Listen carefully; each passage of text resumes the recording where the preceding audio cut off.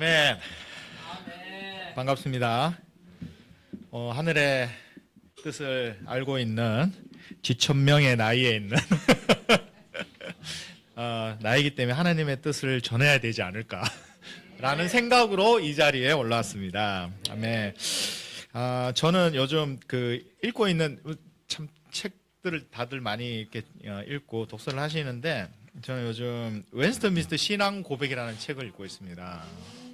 이게 한 1643년에서 1649년까지 그러니까 영국 의회 의원들하고 또 청교도 그 신자들을 포함한 그 잉글랜드랑 또 스코틀랜드를 합친 영국 교회를 어떻게 하면 그 올바른 하나님의 뜻을 따라가기 위한 교회를 만들어 갈 것인가 라는 모임이 있었습니다. 그래서 여기 총 목사가 한 121명 정도 되고요.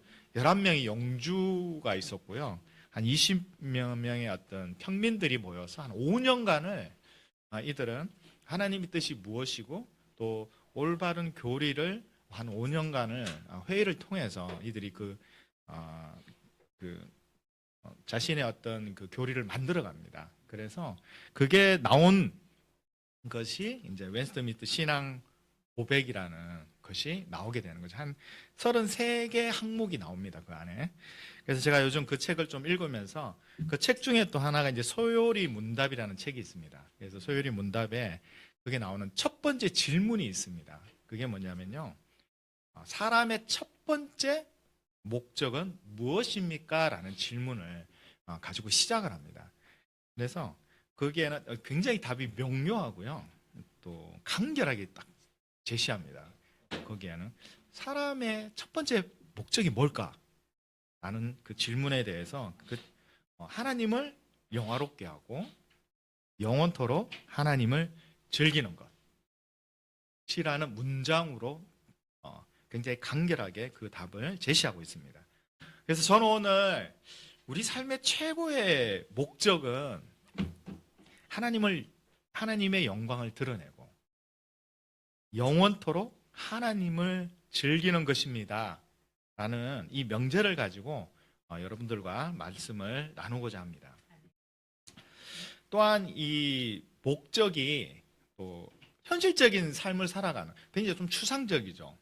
그죠? 하나님의 영광을 드러내는 것, 또 하나님을 즐기는 것이라는 것이 어떤 면에서 굉장히 추상적인 어떤 그런 문장이기도 한데 또 이 목적이 현실적인 삶을 살아가는 우리에게 어떠한 영향을 가지는 것인지에 대해서도 같이 나누고자 합니다. 그렇다면 이 목적을 듣고 어떤 사람은 이렇게 말할 수도 있을 것 같습니다. 아니, 내가 살아가는 목적을 내 마음대로 정하는 거 아니야? 내 삶인데. 왜 내 삶의 목적을 다른 이가 정해? 라고 생각할 수도 있습니다. 또 이렇게 말을 할 수도 있고요.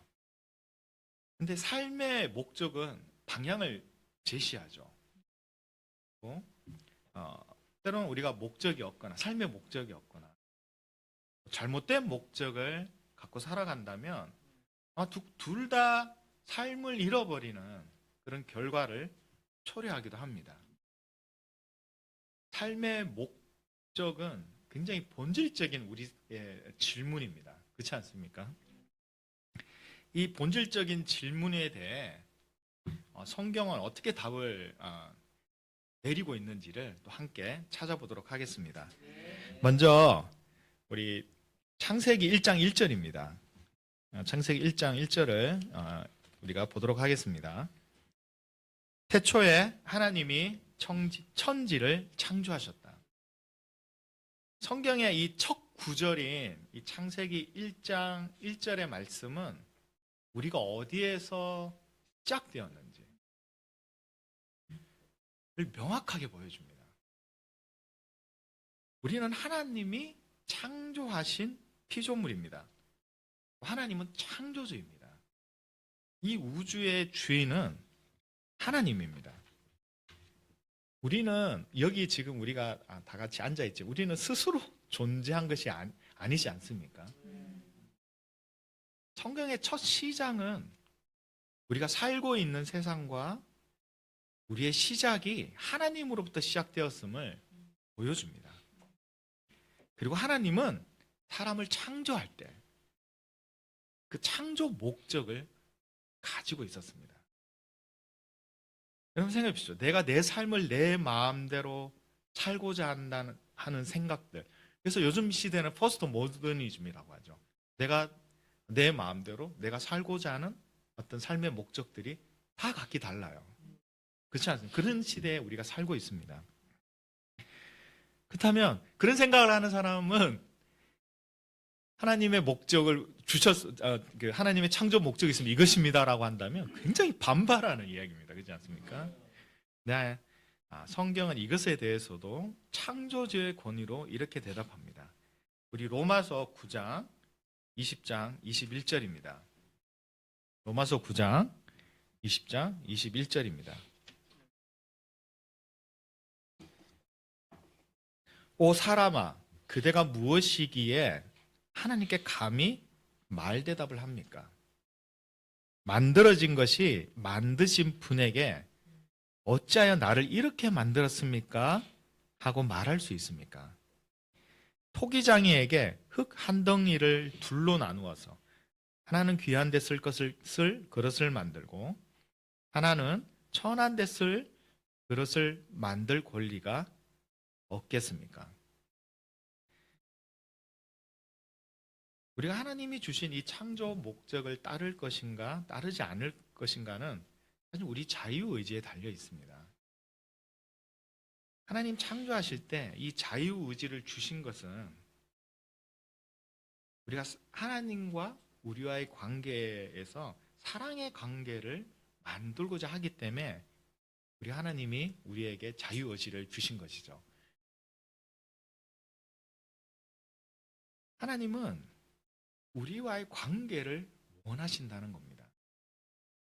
우리가 하나님과의 관계를 통해서 창조 목적에 다다르기를 바라는 것입니다.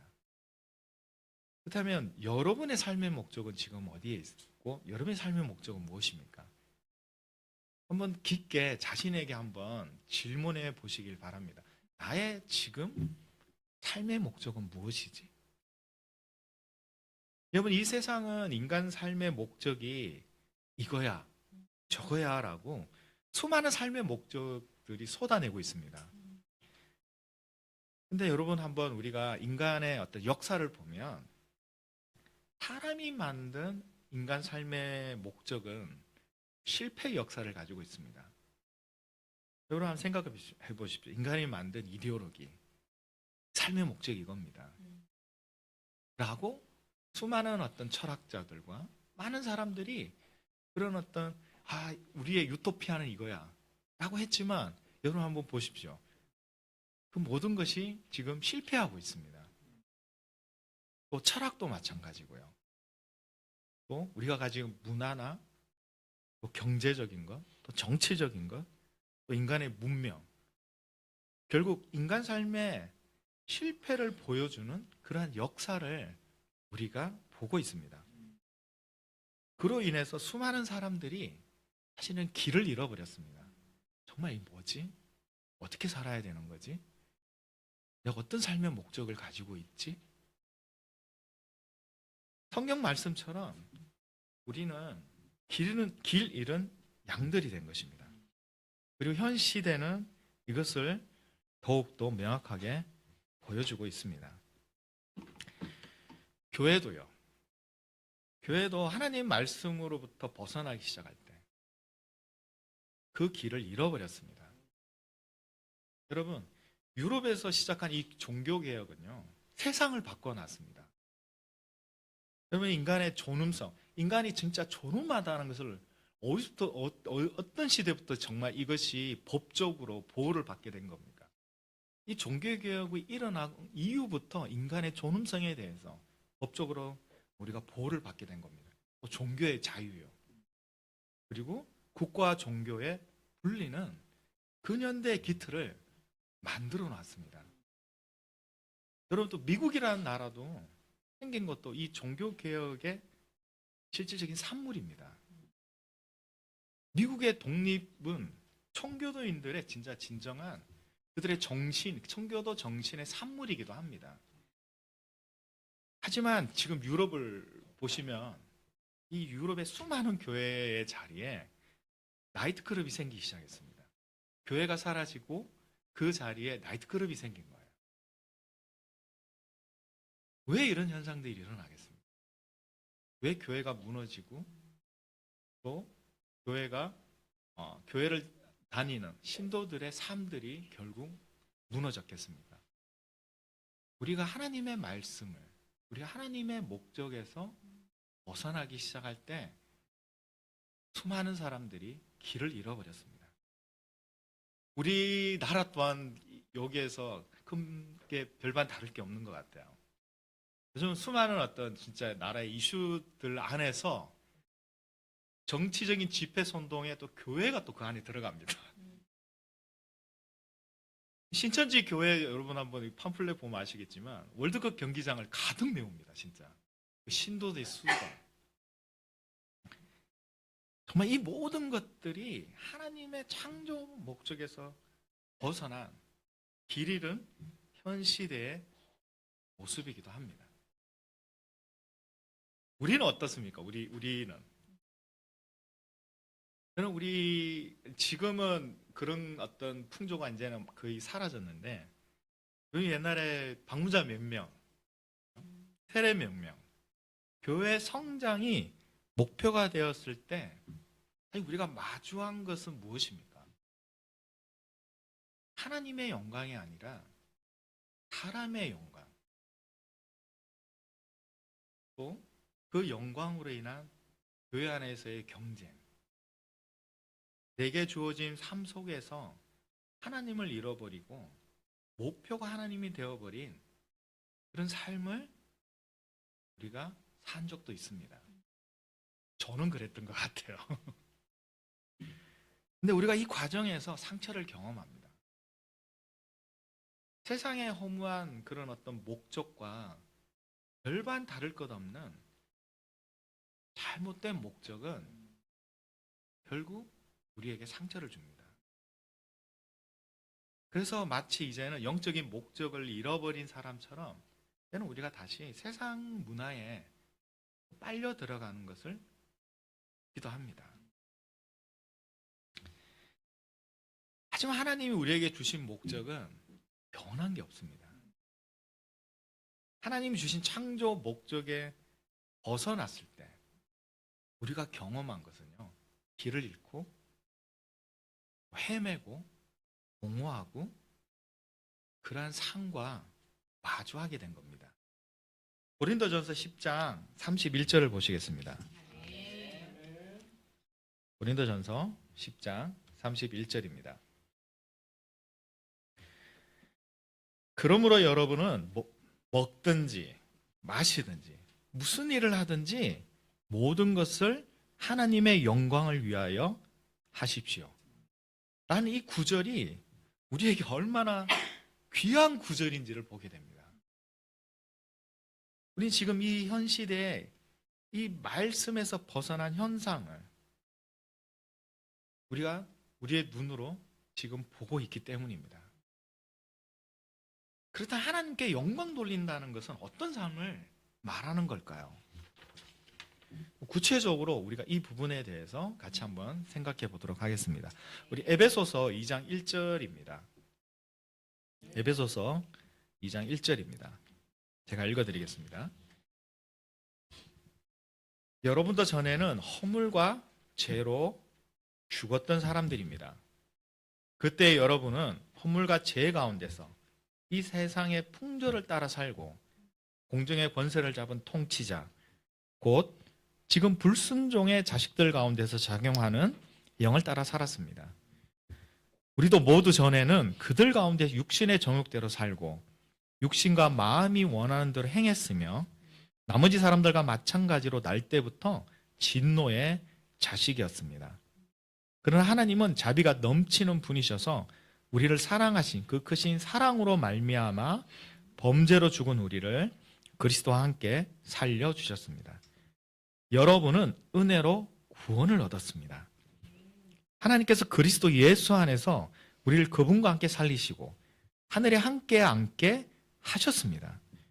그것은 하나님께서 그리스도 예수 안에서 우리에게 자비로 베풀어 주신 그 은혜가 얼마나 풍성한지를 장차 올 모든 세대에게 드러내 보이시기 위함입니다. 여러분은 믿음을 통하여 은혜로 구원을 얻었습니다. 이것은 여러분에게서 난 것이 아니요 하나님의 선물입니다. 행위에서 난 것이 아닙니다. 그러므로 아무도 자랑할 수 없습니다. 우리는 하나님의 작품입니다. 선한 일을 하게 하시려고 하나님께서 그리스도 예수 안에서 우리를 만드셨습니다. 하나님께서 이렇게 미리 준비하신 것은 우리가 선한 일을 하며 살아가게 하시려는 것입니다. 아멘. 이 성경 말씀에는 수많은 어떤 이야기들을 우리에게 전하고 있습니다. 근데 그 중에 하나, 저는 하나님의 작품이라는 말씀을 함께 생각해 보고자 합니다. 그럼 작품의 가치는 어디에서 나오는 걸까요?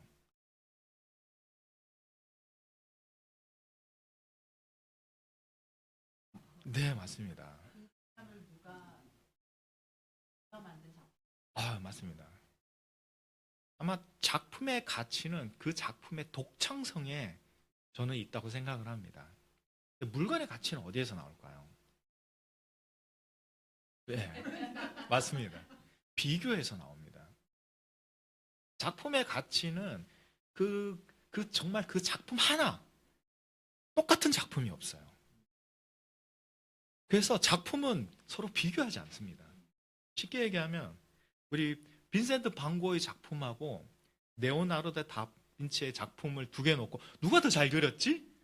이렇게 얘기하지 않는다는 거죠.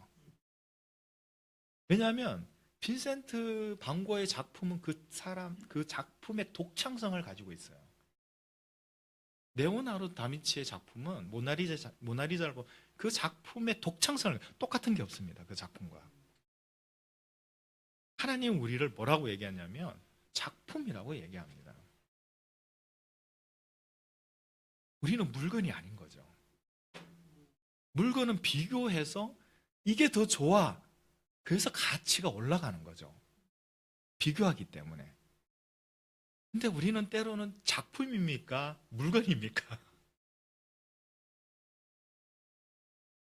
우리는 우리 자신을 때로는 작품이 아니라 물건을 생각할 때가 있는 것 같아요.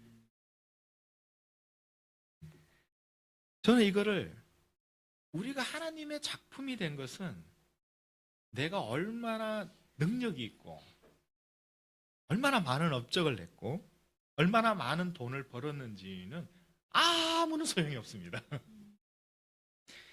이걸 또 다시 한번 설명해 보면 마치 우리가 저녁 하늘에 빛나는 달을 보면 너무너무 아름다운 빛을 발하고 있지 않습니까? 근데 여러분도 아시겠지만 달이 자체 빛을 내고 있지는 않잖아요.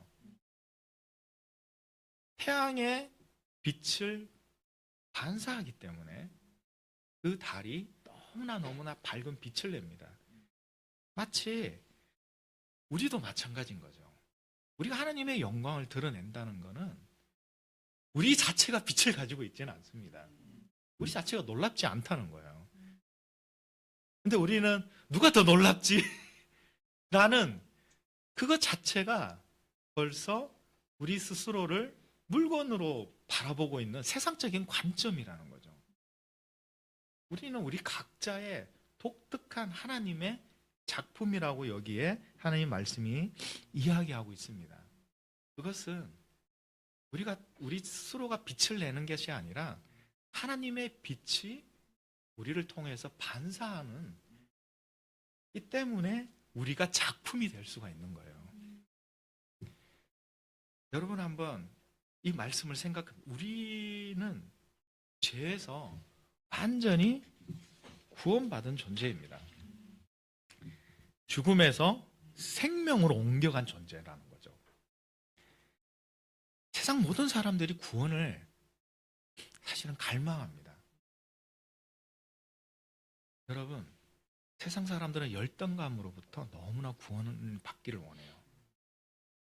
소외감으로부터 너무나 구원받기를 원합니다. 또 자기 비하나 자신의 공허함으로부터 너무나 구원받기를 원합니다. 여러분, 존재의 불안으로부터 모든 사람들이 벗어나기를 원합니다. 그래서 끊임없는 목마름과 갈증에서 벗어나기를 원하죠. 그렇지만 그것을 돈으로 찾거나 사람들의 인정에 찾거나 권력에 찾거나 정치에서 찾을 때 이것을 이런 것들은 사실 굉장히 우리의 삶에 있어서 우리를 구원할 것처럼 다가오기는 하지만 우리는 이 세상 2000년이 넘는 몇만 년의 인간의 역사 속에서 그것이 우리를 구원해 줬다라고 한 것이 없다는 겁니다. 이런 것들은 우리를 구원하지 합니다. 그리스도 십자가에서 우리는 이 구원을 얻었습니다. 이 은혜의 선물이 지금 우리 안에 있습니다. 우리는 이 은혜로 자유를 누리게 된 겁니다. 우리가 하나님께 영광을 드린다는 것은 이 은혜를 가진 자로서 살아가는 겁니다. 구원의 기쁨과 거저주신 은혜에 감사하면서 구원받은 자로 살아가는 걸 의미합니다. 여러분 생각해 보십시오. 하나님, 우리가 이 선물을 주셨는데 우리가 하나님께, 하나님, 저는 할 게 자격이 없습니다. 제가 이 선물을 받을 만한 자격을 갖추기 위해 더 노력하겠습니다. 더 열심히 선한 행위를 하겠습니다. 더 많이 기도하고 더 많이 헌신하겠습니다. 라고 한다면 하나님이 어떻게 느끼실까? 이거는 마치 여러분 돌아온 탕자가 회개하고 자기 집으로 돌아왔을 때 그가 아버지한테 이런 얘기를 하죠. 아버지, 아버지의 아들로서의 자격이 없습니다. 그래서 품꾼의 하나로 서달라고 말합니다. 근데 아버지는 뭐라고 말합니까? 어서 가장 좋은 옷을 꺼내서 그에게 입히고 손에 반지를 끼우고 발에 신을 신겨라. 그리고 살찐 송아지를 끌어내다가 잡아라. 우리가 먹고 즐기자. 나의 이 아들은 죽었다가 살아났고 내가 잃었다가 되찾았다. 그래서 그들은 잔치를 벌였다. 근데 한번 생각해 보세요. 이렇게 얘기했는데도 이 아들이 그래도 저는 자격이 없는 것 같아요, 아버지. 저를 품꾼으로 그냥 살아가게 해주십시오, 아버지. 라고 말한다면 이 아버지 마음이 어떻겠습니까? 아니, 이 아버지가 베푼 은혜는 그럼 뭐가 됩니까? 우리가 율법을 통해서 구원을 얻는 것이 아니라 하나님의 영광이 우리에게 임했다. 여러분 생각해, 우리가 어떤 행위를 가지고 열심히 해서 우리의 구원을 얻는다면 이게 하나님의 영광을 드러내는 것가 됩니까? 아니면 내 영광을 위해서 그렇게 하게 되는 것이 됩니까? 여러분, 우리가 또 한번 생각해 볼 수가 있습니다. 그렇다면 우리가 하나님을 믿고 있는 우리는 그럼 열등감이 되게 사라졌습니까? 여러분, 열등감이 없습니까? 여러분, 소외감이 사라졌습니까? 저도 참 몇 년 전에 제가 여기서 나왔는데 정신과 의사가 저한테 근원적 외로움을 가지고 있다고. 여러분, 우리가 이런 게 사라지진 않았습니다. 우린 여전히 죄인이며 연약한 존재입니다. 성경은 뭐라고 합니까? 하나님 뭐라고 얘기하십니까? 그리스도의 사랑은 우리의 열등감을 이깁니다.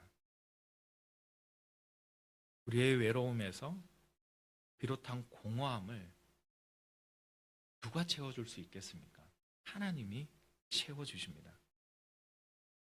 저는 이 그리스도를 너무나 사랑하며 그의 사랑과 은혜가 정말 철저하게 이기적인 저를 변화시킨 것을 볼 수가 있습니다. 제가 최근에 한 예로 한 부부와 이제 시간을 보내면서 내가 얼마나 자존감이 약한 남자였는지를 또 남편이었는지를 막 같이 이야기를 했습니다. 왜냐하면 초기 때 제 아내랑 너무 관계가 너무 안 좋았을 때 말만 하면 제가 너무 화가 나는 거예요. 아내가 뭐라고 말만 하면. 왜냐 아내 나 설거지 정말 열심히 해놨는데 아니 저기 싱크대에 그 행주를 이렇게 얹어놓으면 어떡해? 너무 화가 나는 거예요. 그런 어떤 대화들이 저를 너무너무 힘들게 하고 또 제가 그 아내 제가 그때 몇 번 제발 말투를 좀 고쳤으면 좋겠다. 내가 이렇게 정말 말하지 말아달라. 나를 너무 힘들게 한다. 근데 아내가 그게 잘 바뀌겠습니까? 잘 안 바뀌죠. 그러다가 제가 하나님과 시간 보내면서 제가 알게 된 게 있어요. 내가 얼마나 자존감이 약한 사람인지. 왜냐하면 아내가 저한테 무엇인가를 아내는 지적한 게 아니고 그냥 자기 눈에 보이는 거를 그냥 이야기한 거잖아요. 뭐 나를 막 뭐 지적하기 위해서 나를 이렇게 힘들게 하기 위해서 그렇게 말한 것이 아닌데 근데 제가 그 얘기들이 어떻게 들렸냐면 좀 자기 너무 이게 못하는 것 같아. 자기 너무 부족한 것 같아. 자기 이렇게 능력이 왜 이렇게 밖에 안 이렇게 저는 들리는 거예요. 제가 얼마나 자존감이 약한 사람인지를 정말 그때 아내와의 관계를 통해서도 보게 됐는데 근데 지금은 어떻습니까? 제가 아내의 웬만한 이제 지적에 절대 흔들리지 않습니다. 제가 아내 요즘 강력하게 뭔가를 얘기해도 제가 최근에 운전을 하는데 제가 자기야 좌회전 근데 우측으로 가는 거예요. 제가 이렇게 얼마 또 옆에서 아내가 그 왜 저기 뭐야 뭐 다이소 가면 그 사람 손처럼 이렇게 지시봉이 있잖아요. 자기 그걸 사갖고 이렇게 지시해야겠다고 나 운전할 때. 제가 그렇게 얘기를 들어도 이제 흔들리지 않습니다. 제가 거의 뭐 에이스 침대가 됐습니다. 제가 흔들리지 않는 과학이 된 거죠. 심었습니까? 근데 제가 이렇게 된 것은 제가 뭔가 막 노력해갖고 나를 완전 뜯어 고쳐야지. 내가 스스로 뜯어 고칠 수만 있었으면 뜯어 고치고 싶었는데 그렇게 된 게 아니라는 거죠. 내가 하나님의 사랑을 느끼고 나를 얼마나 사랑하는지를 끊임없이 경험했기 때문에 하나님의 그 사랑으로 인해서 아내의 말이 이제 제대로 들리기 시작하는 거예요. 나를 서포트해 주려고 하는구나. 내가 부족한 나의 어떤 그 부분을 아내가 옆에서 도와주는 거구나라고 그렇게 말이 들리기 시작하는 거예요. 그때부터 우리의 부부관계가 엄청나게 변화가 돼서 이제 시대 때도 없이 너무 대화를 많이 해갖고 지금은 번호표 뺏고 얘기하자고 서로. 근데 저는 이게 하나님의 영광이라고 생각합니다. 이게 하나님의 영광을 드러내는 삶이라고 생각합니다. 근데 이거는 뭐 저만 가지고 있는 게 아니라 오늘 성찬을 나눴던 한상호 형제를 통해서도 또 우리 여기에 있는 모든 사람들의 형제 자매들을 통해서 하나님의 영광이 드러나고 있는 겁니다. 우리 팀들을 통해서도 그 하나님의 영광이 드러나고 있는 겁니다. 나의 인격이 변화되고 내 삶이 변화된 것이 내가 잘해서 된 게 아닙니다. 나의 노력으로 된 것도 아니고요. 정말 이것은 하나님으로부터 제가 하나님 말씀에 순종할 때 하나님의 목적에 맞게 제가 인도되어지고 있다라고 저는 너무나 확신합니다. 여러분 그렇다면 하나님을 즐긴다는 것도 무엇일까요? 여러분 아까도 얘기했듯이 바로 하나님의 아들로서 아들의 자격으로서 우리가 이 삶을 이 시간들을 사용하는 겁니다. 저는 요즘 토요일 하루를 제가 온전히 하나님과 좀 시간을 보내야겠다라고 결정을 하고요.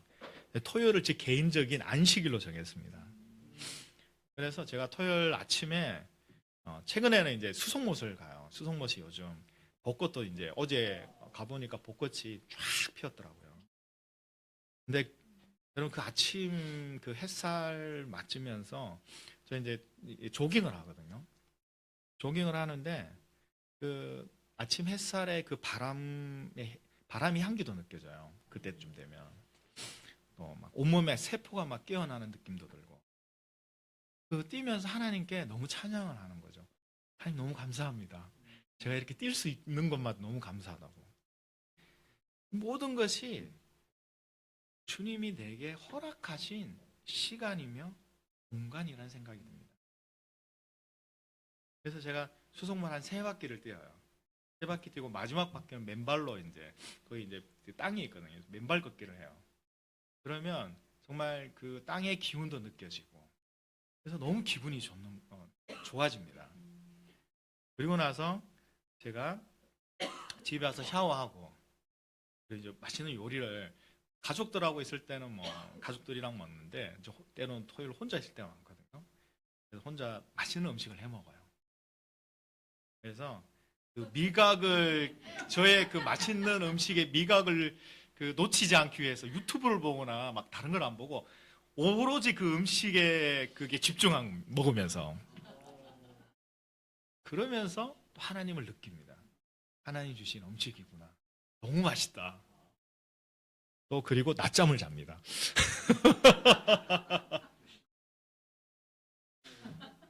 저는 이게 하나님을 즐기는 거라고 생각이 듭니다. 우리 너무 바쁘게 살고요. 너무 하나님을 놓치면서 살아가는 삶을 살아가고 있다고 생각이 듭니다. 그냥 토요일 되면 저는 너무 행복한 거예요. 오늘은 어떻게 하나님과 시간을 보내지? 그러면서 그 시간을 온전히 하나님과 함께 걷는 그런 시간으로 제가 만들어가고 있습니다. 우리 시편 16장 7절에서 11절의 말씀입니다. 7절에서 11절 말씀인데 제가 읽어드리겠습니다. 주님께서 날마다 좋은 생각을 주시며 밤마다 나의 마음에 교훈을 주시니 내가 주님을 찬양합니다. 주님은 언제나 나와 함께 계시는 분. 그가 나의 오른쪽에 계시니 나는 흔들리지 않는다. 주님, 참 감사합니다. 이 마음은 기쁨으로 가득 차고 이 몸도 아무 해를 두려워하지 않는 까닭은 주님께서 나를 보호하셔서 죽음의 세력이 나의 생명을 삼키지 못하게 하실 것이며 주님의 거룩한 자를 죽음의 세계에 버리지 않으실 것이기 때문입니다. 여러분, 하나님을 절거하는 것에는 엄청난 뭔가가 다 많은 것이 필요한 게 아닙니다. 엄청난 업적을 이루고 나서 그리고 나서 난 뒤에 그걸 이루고 난 뒤에 내가 즐기겠다라는 것도 필요가 없습니다. 그 전까지 뭐 엉망인 삶이어도 가능은 합니다. 부부싸움을 해도 되고요. 그 뒤라도 괜찮습니다. 하나님께서는 우리를 회개에 이르시게 하실 거기 때문입니다. 여러분, 우리는 하나님을 즐거워하는 영을 누구나 다 가지고 있습니다. 우리가 그렇게 창조되었기 때문입니다. 이것이 하나님이 주신 창조 목적이며 그 창조 목적에 맞는 삶을 내가 살아갈 때 완전한 나로서의 삶을 경험하게 됩니다. 여러분, 하나님과 하나님의 영광을 드리고 하나님을 즐기는 그런 삶을 사시길 바라겠습니다. 마치겠습니다.